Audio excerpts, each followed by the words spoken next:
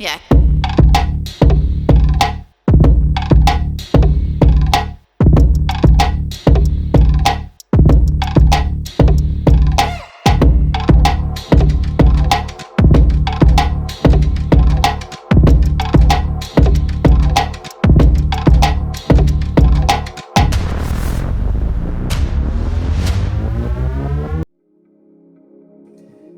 Greetings everyone, my name is CODESA and welcome to Dizzy World.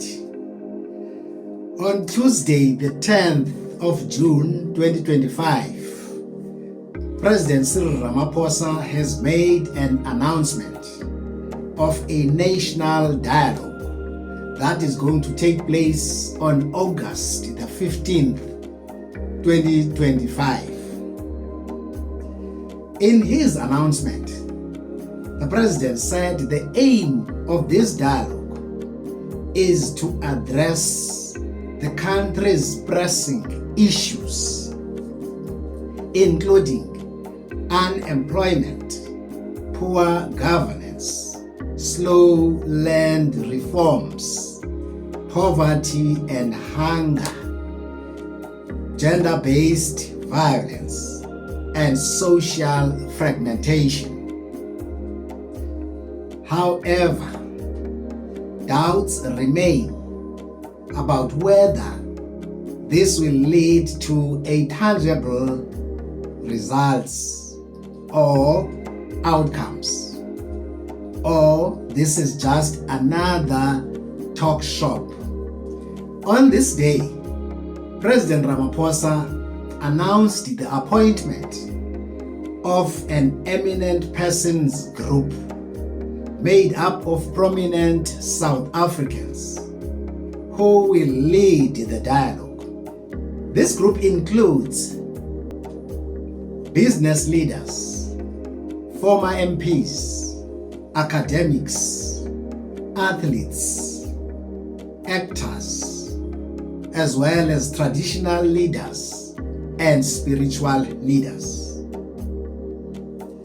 And some of the names include Brigadier Bam, a former IEC, that is Independent Electoral Commission chairperson, Rolf Meyer, a former apartheid minister and also a constitutional negotiator, Siya Kolisi, a Springbok captain, John Kani, an award-winning actor, Mia Leroux, the 2024 Miss South Africa.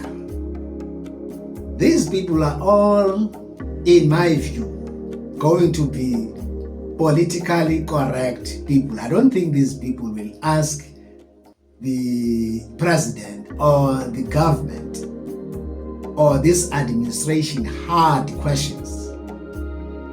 And we are told that this dialogue will take place in two phases. One, there will be an event in August which will see representatives engage citizens from all walks of life. That is to set an agenda and agree on a consultation process that they think will take 6 months to 9 months. That was number one. Number two, it will be followed by a national convention planned to be held at the beginning of 2026. And only after that the program of action will be adopted. A move which has been criticized by some as political posturing for 2026 local government elections, given the unpopularity and the poor performance of the ANC in last year's national, that is 2024, national elections. And good people, please let us not forget to like, share, and subscribe to the channel, because it really helps. And let's continue, shall we? And if we can go back in time, since President Nelson Mandela and the ANC were elected overwhelmingly to form the first post-apartheid South African government. That time, there was something of a national and international consensus that the political transition was remarkably and thankfully successful. But that overcoming the huge economic and social inequalities that were created by apartheid has been less successful, and indeed surprisingly disappointing, where the white minority that benefited during apartheid still controls everything: the economy, the land, mineral resources, etc. Now, my take or concerns is not whether do we have great plans or great ideas as a country, but my only problem is implementation, is the failure to implement our plans. That has been our biggest challenge for the past 30 or 31 years. I'm not even talking about the upcoming national dialogue. But from 1955 Congress of the People, which adopted the Freedom Charter, the CODESA, that is the Congress of a Democratic South Africa, in the early 1990s. Not even the ANC conference resolutions, government imbisos, have been implemented. But now we are going to spend about 700 million, we are told, or more in this national dialogue, And also, when you look at the eminent persons group, they look like the president's cheerleaders to me. For an example, people like Rolf Meyer, who represented apartheid government, responsible for what Dr. Arikana Chihombori calls fake independence, that still benefits the white minority.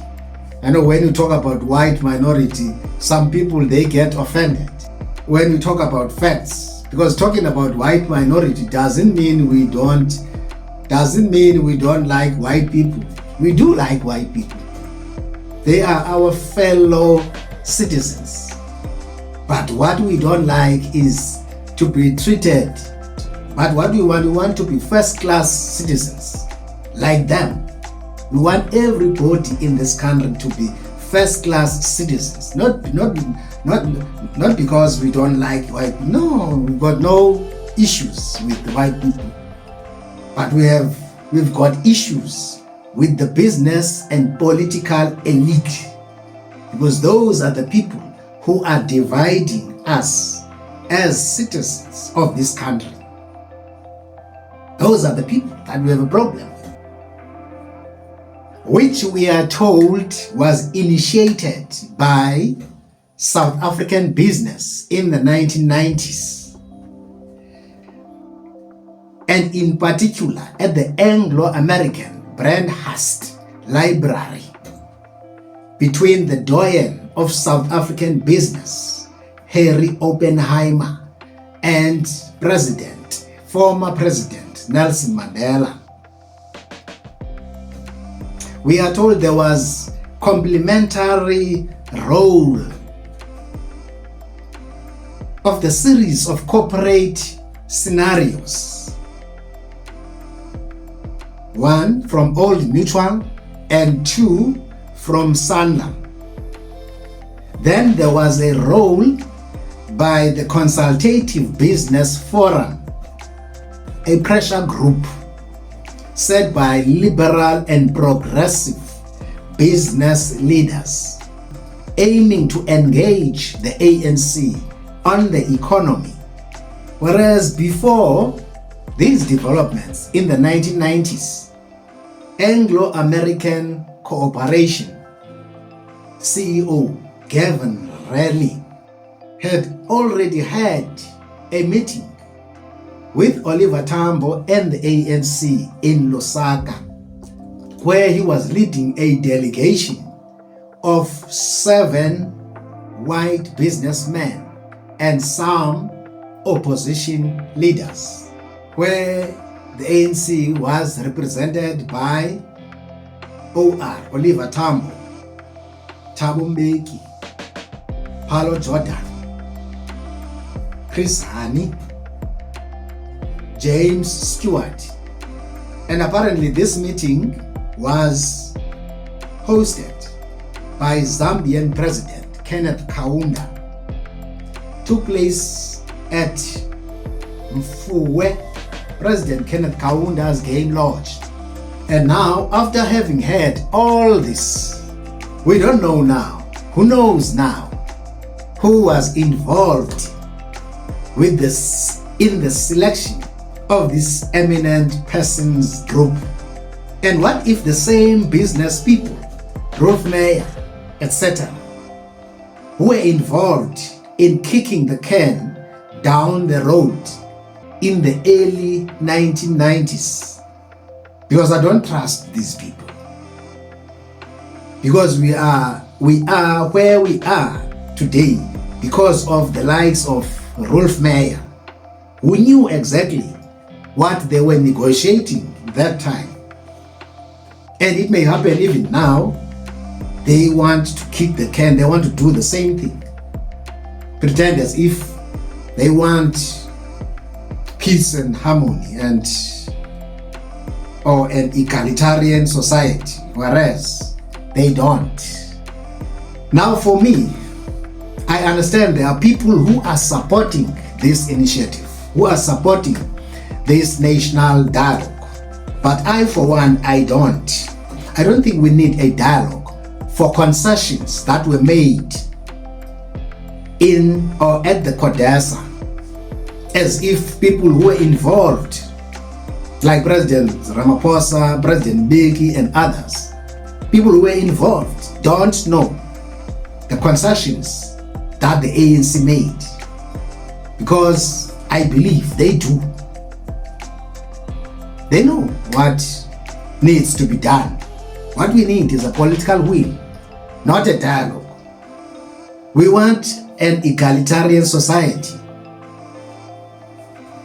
And now if you look around South Africa, ordinary people, black and white,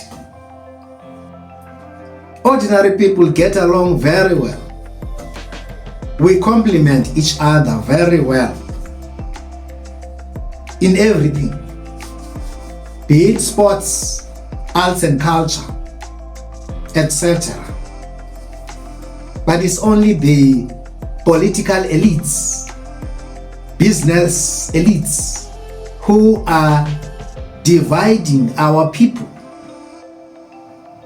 People who are one, from one country. So they are the people who are standing between us, living in peace and harmony. And now, good people, this is how we come to the end of today's episode. Please like, share, and subscribe to the channel. And we will see you in the next episode. Cheers. Adios.